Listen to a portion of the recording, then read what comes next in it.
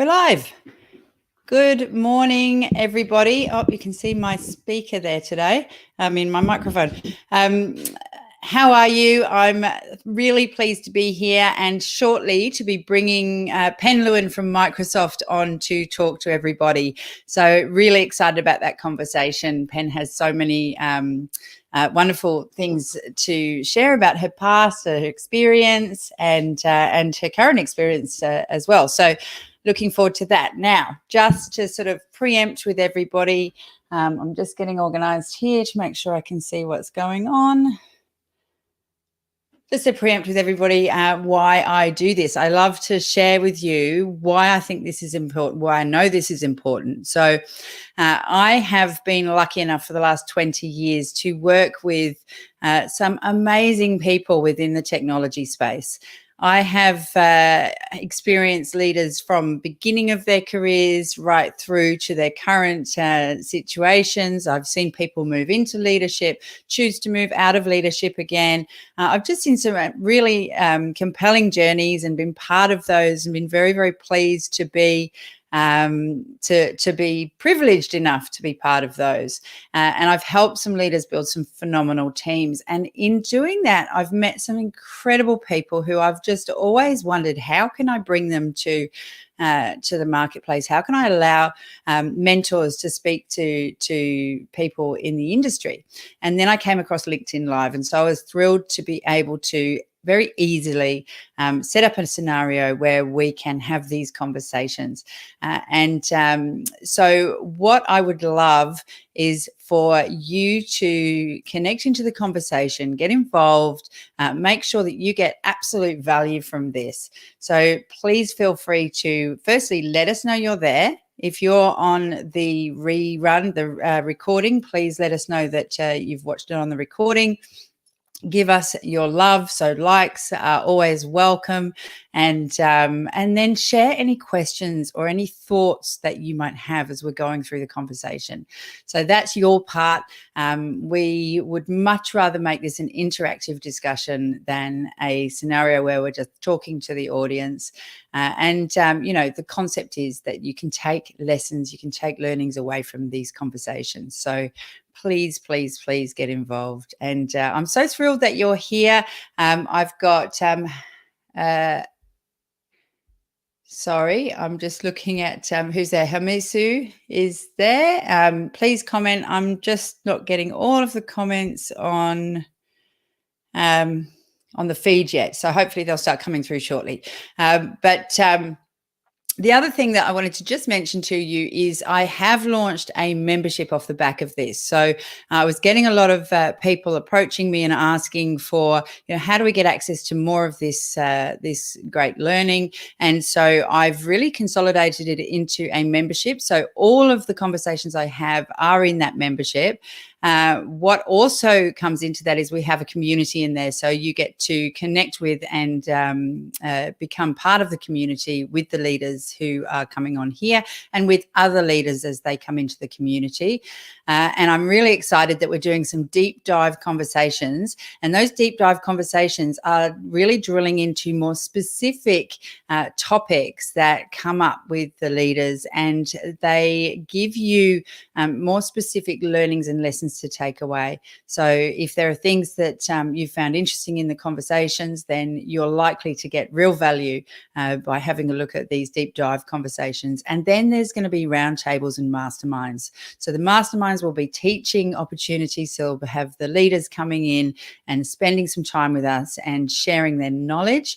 And the roundtables is really for group discussion. So I see this as mentors mentoring mentors. I think all of us have something to offer.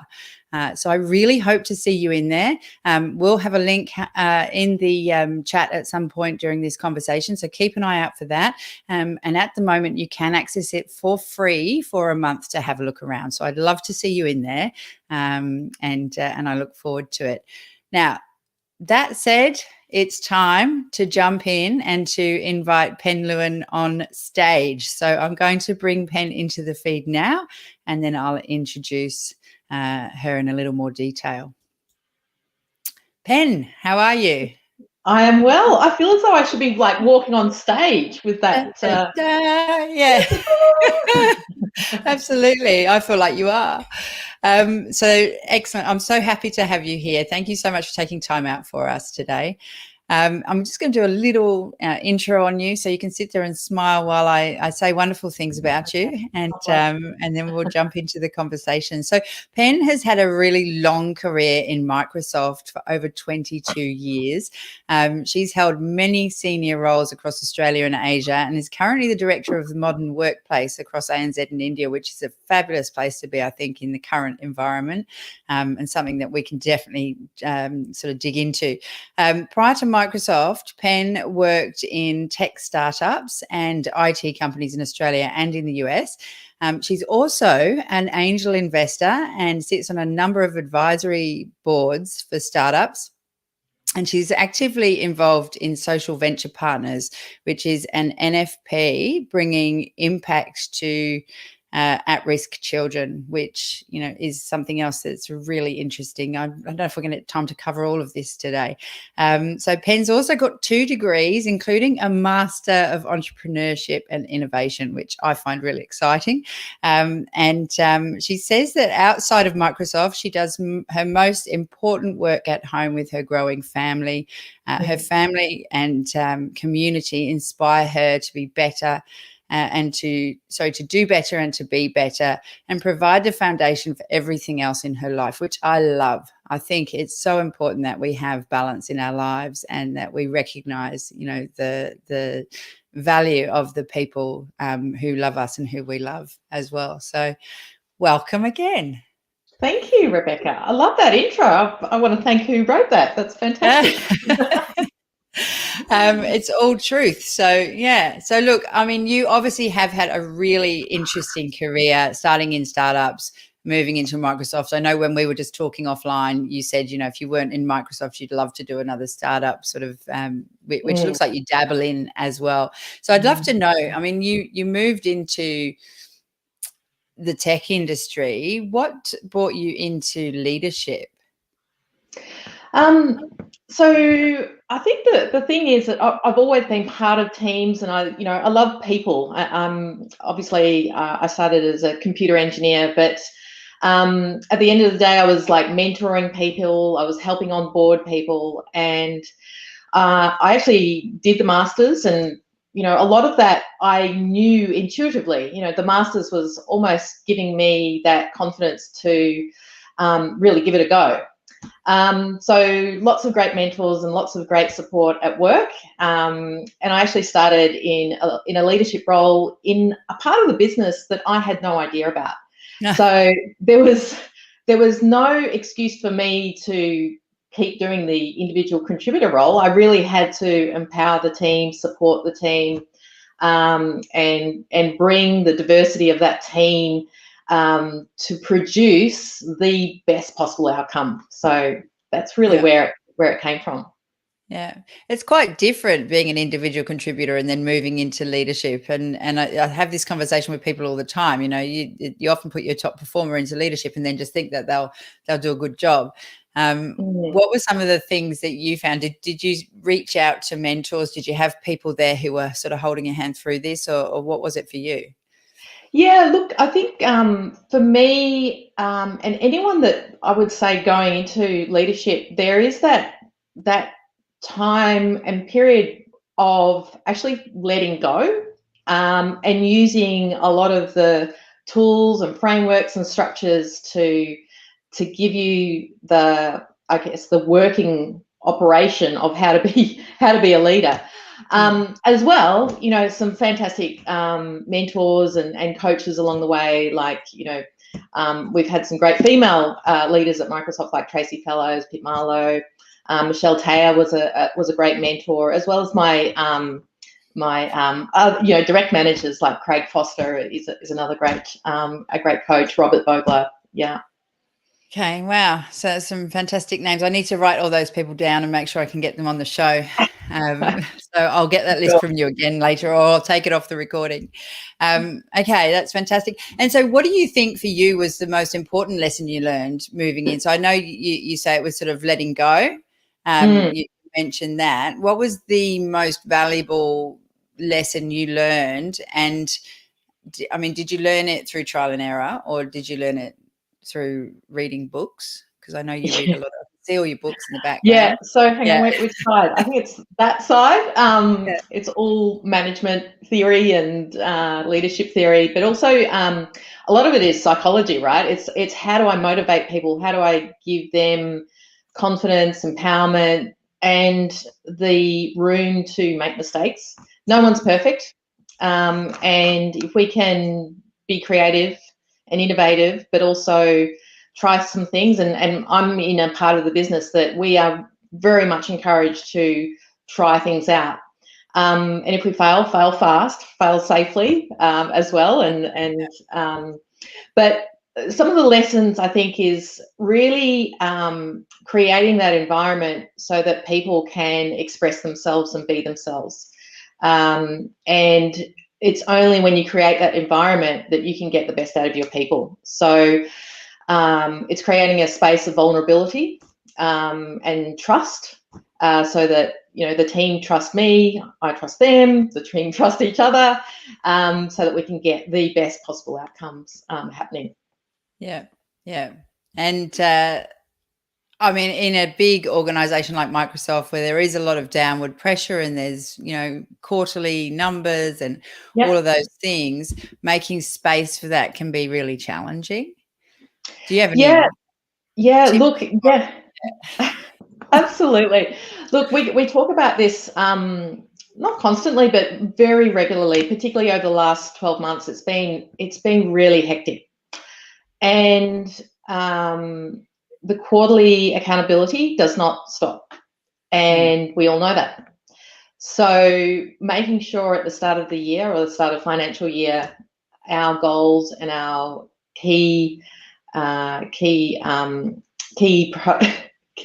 performance indicators are very well known, very well understood, and very well understood by our stakeholders across the business, so that and this is one of the things that's great at Microsoft. When we win win a deal or win anything, we win as a team. We don't win individually. So it's really, really important that as a team and with all the people that we work with, they know what's important to us and the business, and that we can win together. So alignment, goals is really important. But then having the empowerment to say no to things. Because you can get really wrapped up in lots of stuff, particularly when you're in a high-performing team. High performers love to please other people, and that is great, and it gets great performance, but it also can cause burnout, and I would hate for any of my team to suffer that. So we need to be able to empower people to say no, or to say yes on my terms, or here's an alternative, or actually the person that's responsible for that is that person over there. So that's part of what I do in terms of solving those problems. No, that's really, really I don't know whether actually I answered your question. You did. It's so important. And I'm just, I was just thinking of another question, but at the same time, my eye has been caught by the chat box. So I just wanted to acknowledge the people who are commenting in there. I do see that we have almost 20 people on the live, and I've only heard from a couple. So I'd love to know, no pressure, but a little bit of pressure to know you're there. So do let us know you're there and say hi. Andrew Lawson says he's watching. I saw John, I never know how to say his name, Alini. Sorry, John, is watching from Brisbane. And Sam Murray says, looking good, Pen Lewin. So thanks, Sam. Sam's been on the show. I don't know if you saw her conversation some time ago. Yeah.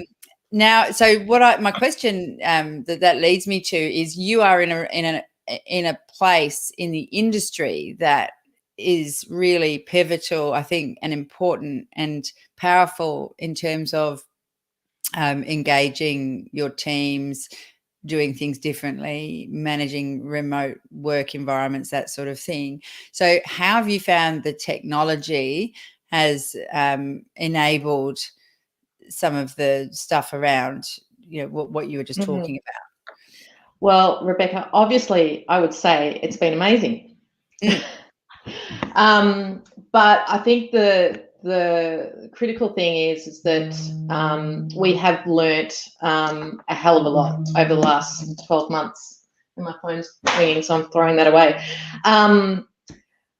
And so the innovation that has actually been packed in over the last 12 months has been amazing. So even, we think of these as simple things, but we've brought artificial intelligence into things like Teams, Microsoft Teams, so that you can visually be rested, so that we'll have these panoramas or these scenes where you're sitting around a board table, like you would be naturally sitting around a board table if you were in a face-to-face meeting.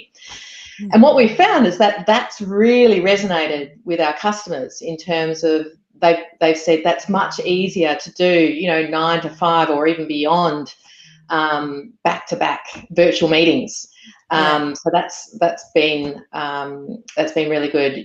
Things like prompts, like hands up or clapping or hearts, has brought that personal experience. And if you were in a team meeting in a face-to-face scenario, you would have that. You go, "Oh, great job, Beck. That was fantastic." Yeah. So there's been a lot of innovation that's come through over the last 12 months.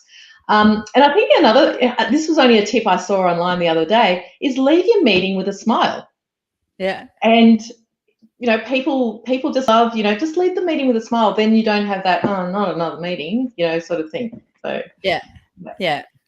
I think it even just, in terms of where you position the camera as well, your body language, being able to be a little bit more expressive. I feel like my arms look really big when I do that, but being more expressive, so that you're engaging rather than you're all just sitting there staring at these faces in really strange, like that,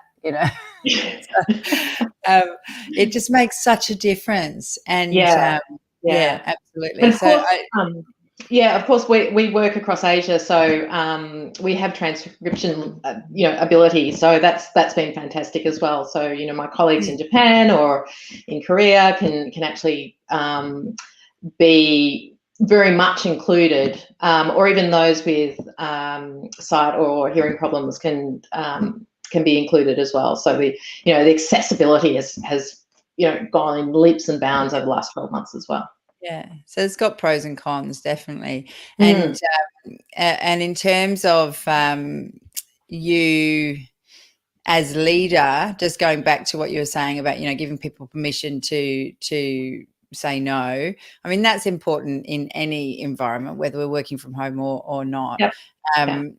And so how do you do that? Is that something you set up just out of interest? Is it something you set up with your team when they come on board with you? Is it something that's just innate in the culture of your team? How do you set that up and make sure that people feel that? Yeah. Well, it's almost the opposite. That's Right. innate in the culture. Is we're going to do that. Yeah, I'm going to be helpful. Yeah, I'm going to, show some impact here. So it's really important to do a check-in. So we do a check-in at the start of our meetings, and Andrew is actually part of my team. He'll know my penchant for check-ins, and we'll just go, how are you going on a scale of 1 to 10, for instance? How do you feel? How are you coming to the meeting? So you get a pulse of how people are going, and then you can drill in a bit and get just some feedback on what are the pressure points. And so then we can have a discussion on okay, if you're saying yes to this, what are you saying no to? So, and we've talked about, the coaching habit, that's the sort of thing of, you've got to understand in particular the individual circumstances of what's happening. And it may not be just me flippantly saying, "Oh, you can say no to that," because it may be a little bit more complex, and we have to get more resources or ask, head office, Redmond, for help. Yeah. Yeah. And so for you, is that something that you've learned and experienced over your career as well? Because, I'm just going to raise the, often, and please don't take offense to this gentleman in the room, but, as women, we just take it on and we take it on and we yes, yes, yes, yes, yes, and we can do pretty much all of it. Yeah. And the same happens for, like you say, high performers and people who want to help Yeah. and solve. And so is it something that you've experienced in your career? As in, Yeah. have you had trouble with it yourself? Yeah, look, I think the thing is when your goals or your role is unclear, Yeah. that you can start saying yes to a lot of things just to feel like, you're making an impact or being helpful or being useful, rather than trusting in the process. Yeah.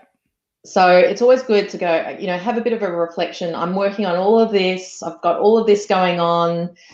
People want me over here as well. If I put that all on a, spreadsheet or a OneNote or whatever, what should I be prioritizing? And quite often it's just, okay, and sometimes you have to prioritize your family as well, with in amongst all of that, because that can get a bit tricky as well. Yeah, absolutely, it can. Yeah, and in terms of that, I'm guessing, well, communication is really important, right? And so communicating and being open and being able to be, and I'm raising the word again because it's so important, is vulnerability.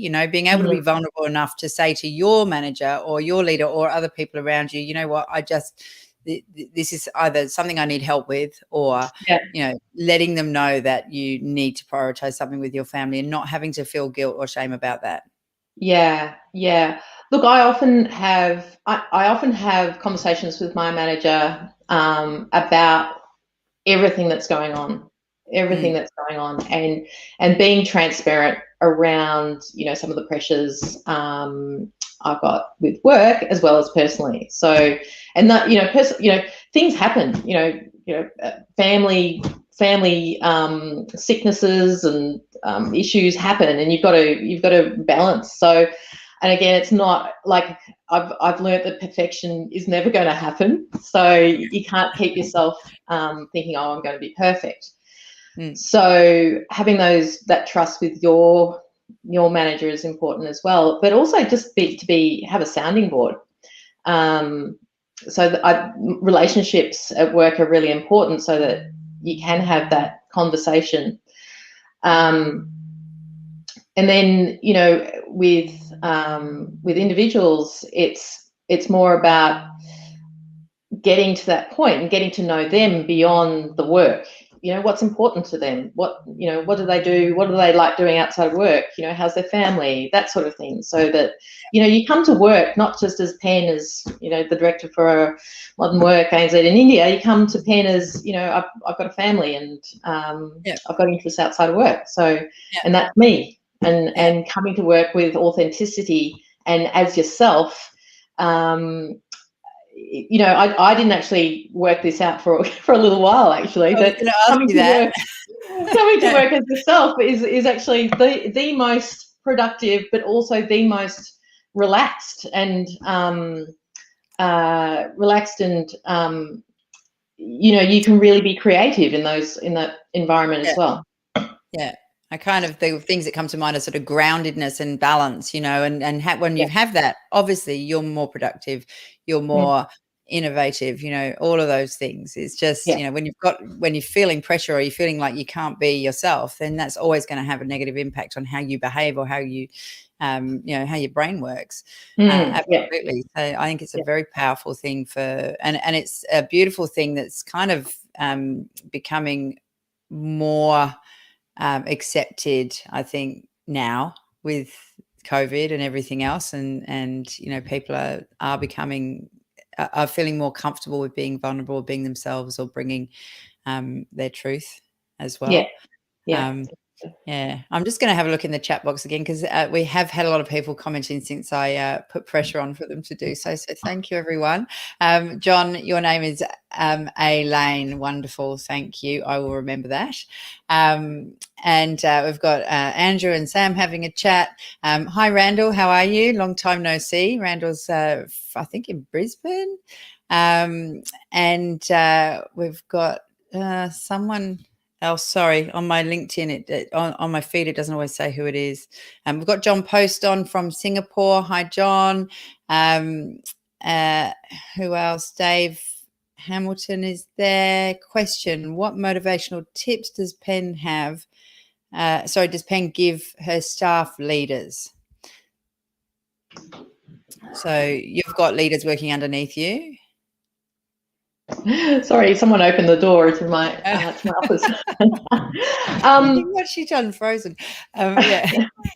So, look, motivation can come from many different sources. So you've got to work out, what motivates different people, and why you're motivating different people. So it might be motivation around career. It might be motivation around results. It might be motivation around, transforming, helping a customer achieve their transformation goals. So I think the first thing is to really understand that person, and every person has a different style. And we actually did some, Strengths Finder, questionnaire a couple of months ago. And it was actually eye-opening to see such diversity of how people, what people's strengths are, and then what motivates them. And so knowing that really helps me and helps the team, work together and motivate each other and support each other. So, yeah. Sorry, there's no silver bullet, but it really does come down to knowing people. Yeah. I was asked yesterday, actually, how do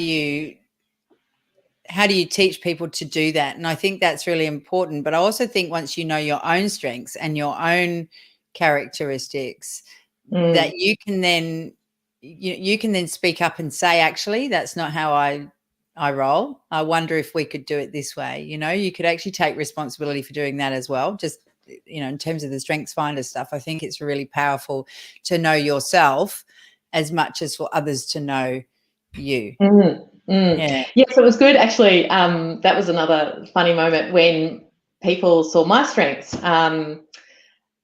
because you have your own bias. So people bring their own bias to the view of others unless you uncover, their strengths or their motivations. And so highly motivated by data is myself. Okay. So if people are going to come with a proposition or a proposal, that come with data with your argument, rather than just saying, "Oh, this is good, Pen," because I will ask. So that was a bit of an aha moment, because they just said, "No wonder you didn't approve this," or we know, support that. Yeah. Oh, brilliant. Thank you. It's a great answer on the strengths, and I think, and on the motivation, I think it's good to really, if you can't do the Strengths Finder stuff, is actually just to find out through conversation, through asking and working with your people. So I don't know if you can see these comments, but so Kelly Taylor is, I try to be my authentic self, and customers, with customers too. Yeah, builds better relationships. Absolutely. I think there's no harm in that. And, honesty breeds integrity in a sense with customers. But sometimes you need to I suppose, be a little bit liberal with exactly what all the truth is, I suppose, with customers. Anna from Brisbane has said, great advice, Pen. Emma Simon says, you are a legend. So just to throw that one out there. David Fleischman, question for Pen. What has been What has been the being challenge in the new maybe main challenge? What has been the challenge in the new hybrid way of life of Pen and her for Pen and her team? Yeah, good question. The main challenge has been switching off with the team, and I'm part of a broader Asia team, which is then works directly up with Corp, and we could be working 24/7, and it's quite easy because most of us working from home, and with lockdown, different regions are still working from home. So you can just keep going. So, and that's not good. That's not good for anyone, just to constantly be working without refreshing. So, so certainly we've just been keeping tabs on everyone, just checking in with each other, and also just this past month in March, we've had a little group. A team exercise which is called Move at March, and everyone logs minutes, and we've got a little competition just to encourage people just to get away and take some photos of what you've been doing. So some beautiful photos from Japan and the cherry blossoms. Sally's been hiking in Tasmania, and others are just taking their dogs for walks, or Andrew has been feeding the horses. So it's really important that people just feel downtime and refresh and relax. Yeah. And how important is it that people can be just going back to boundaries again, as we've talked about it earlier, having boundaries and sort of going, okay, well, no, I actually work. This is the time that I need to shut down. And others just being understanding of that, I suppose. Yeah, so it's important. We've got I guess, I talk frameworks and tools a lot, Rebecca, but we've got management framework which is model, coach, and care. So I've got to model the behavior. I can't be seen to, and not that I do, actually, I do switch off. That's important to me. So I model the behavior, coach the team, and just care about them. That sort of helps me, prioritize, focus with the team around this as well. Yeah, no, that's great. Thank you for sharing that. That's a great tip for anybody who's watching as well. And, just a very simple framework to work to, and you can just check in on it and just check yourself as well. Hold on a second. Am I modeling the right behavior here? Yeah, exactly. Oops. Yeah. Awesome. George Stavrakakis says, Pen, you recently spent lots of time on the bike. What have you learnt about yourself whilst spending all those hours on the bike? George also rides a lot, so okay. So what have I learned? I've learned that I can build a lot of capacity to ride long distances and hours. But also it's a very mindful, talking about switching off. Cycling has to be a very mindful and in the moment exercise. So for me, I could quietly think about other things, but I have to be very focused on riding, so I don't ride into things or miss things. So that for me has given me that excuse that really works, and that if I haven't done a ride or some sort of exercise every day, I know that I know that if I do that, it's going to be so much better for my health and my well-being. So yeah, brilliant. That's a great lesson to share also. I think it's really important, and we're the only people who can manage that stuff for ourselves, really. It's hard to all right, we've got 1 minute left of our 30 minutes. I told you it goes quickly. Rita Arrigo says, love understanding and knowing people, empathy. Yeah, brilliant. I love the empathy is so much more than just a word. Couldn't agree. I think that might be Sam again. Couldn't agree more. It's so hard to switch off now that we're always on. Question for Pen Lewin, what are your tips to open up the mentoring opportunity with internal senior leaders, what are the pros and cons for an internal versus external mentor? That's a fantastic question. And if anybody doesn't mind, we're just going to go a few minutes longer because that's a great question. That's a great one. It's from, I don't know who, it's from Tony Huang. Okay. So I think there's pros and cons for both, and I think you should have both.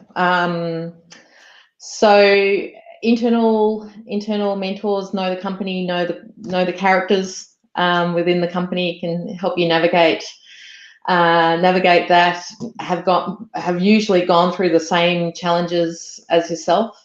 And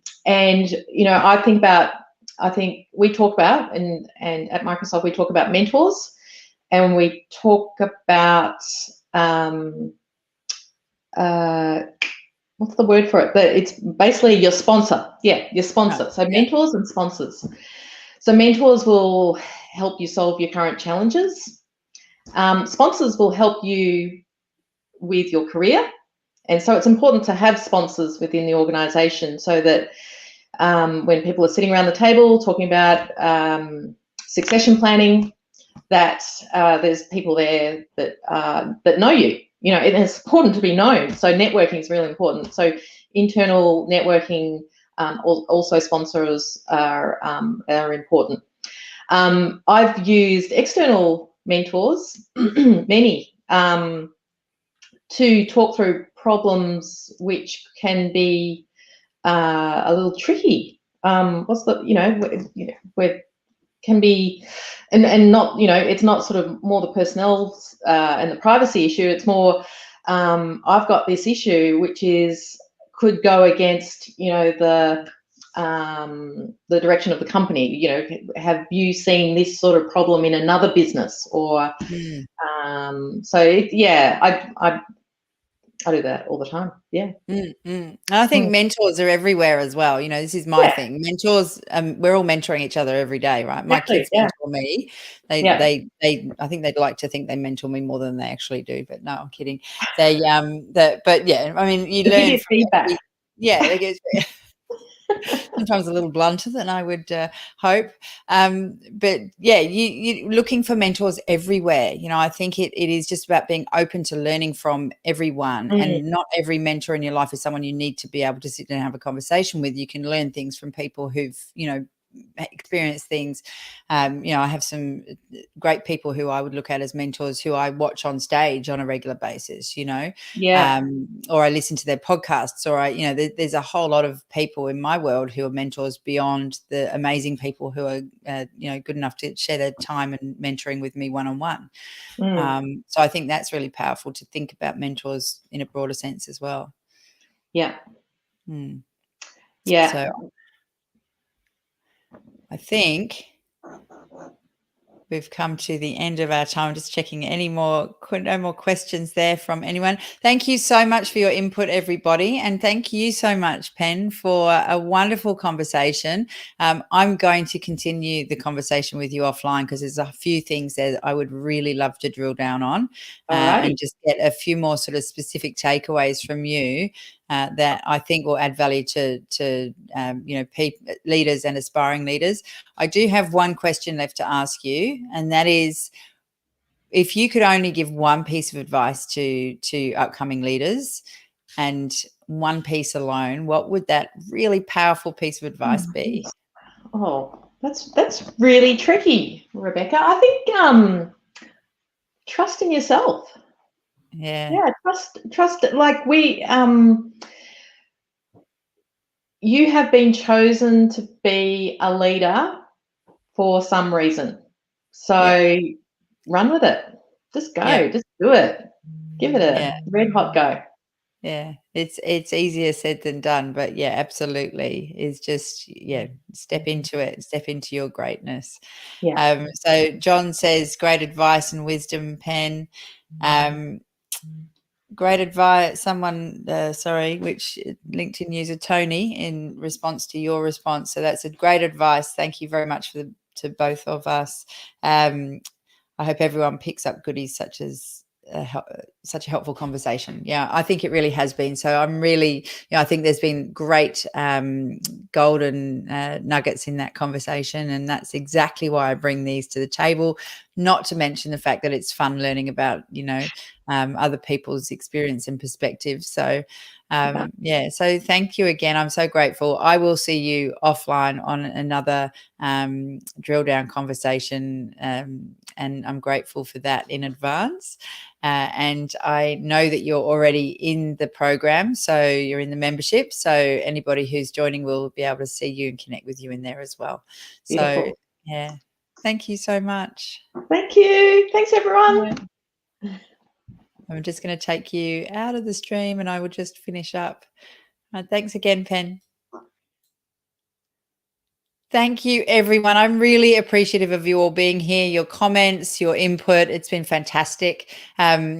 Again, if you do want to get closer to the mentors that are in on the lives and other mentors and leaders in the industry, please do have a look inside the membership. So as I say, it's free for a month at least, and I have some early bird pricing there as well. There is a link in the chat now for you to be able to do that. So I hope to see you inside. If there's anyone you want me to speak to here on these shows, if there's anyone that you recommend, or if you're interested in coming on yourselves, please just reach out and let me know. I would love to hear from you, and I will see you next week. Goodness me, I forgot to check who's on next week, but I believe it's Rodney Barrell from Empire.